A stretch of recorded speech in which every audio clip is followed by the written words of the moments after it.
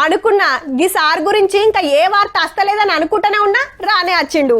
రాజకీయాల మీద కాయిష్ ఉన్నోళ్ళు ఓ ఏడాదిని అర్థం వెనుక పోయిరారి తప్పకుండా ఒక లీడర్ అగబడతాడు.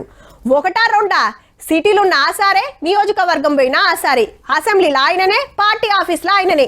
పబ్లిక్ కోసానికి ఎంత కొట్లాడతాడో గాని ఊకూకైతే టీవీలకైతే అత్తాడబ్బా.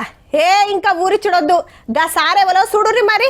నా మీద పెట్టిన కేసును కొట్టేయాలని హైకోర్టుకు పోయిండు ఎమ్మెల్యే కౌశిక్ రెడ్డి సారు.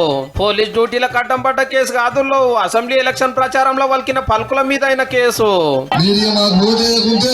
మా ముగ్గురి శవాలే మీరు చూడలేని చెప్పి మీరు ఓటేసి లీడిస్తే జయయాత్రకు వస్తా, లేకుంటే 4వ తారీఖు నా శవయాత్రకి మీరు రారి. నన్ను ఎమ్మెల్యేగా గెలిపియకుంటే నేను, నా భార్య, నా బిడ్డ చచ్చిపోతామని ఓటర్ దేవుళ్ళం బతిమిలాడిండు. చెల్ ఓటేయకుంటే చచ్చిపోతా అని బెదిరించుడేంది, రూల్స్ ప్రకారం తప్పని ఆఫీసర్లు కంప్లైంట్ ఇస్తే కేసు అయ్యింది, ఎంక్వైరీ నడుస్తుంది. అగో అది కొట్టేయాలని హైకోర్టుకు పోయిండు అన్నట్టు. ఆఫీసర్ల సాక్ష్యం చెల్లదనేది సారు మాట. కానీ ఎమ్మెల్యే చేస్తే గా పని చేస్తా, గీ పని చేస్తా, మీ కష్టాలు తీరుస్తా, బాధలు చూస్తా అని చెప్తారు ఎవరైనా. ఈ సారేమో గెలిపియకుంటే ఇంటి వాళ్ళమంతా పానం తీసుకుంటాము అని. సారుకు ముందే ఆవేశం ఆగది, ఎందుకైనా మంచిదని అసెంబ్లీకి తోలిరు హుజురాబాద్ వాళ్ళు. మరిగా బతికిచ్చిన వాళ్ళ బాధలు ఎట్లాడుచుకుంటున్నాడో గానీ గడికో లొల్లి తాపకో కేసు తోటి కౌశిక్ రెడ్డి సార్ పేరు మారుమోగుతుంది.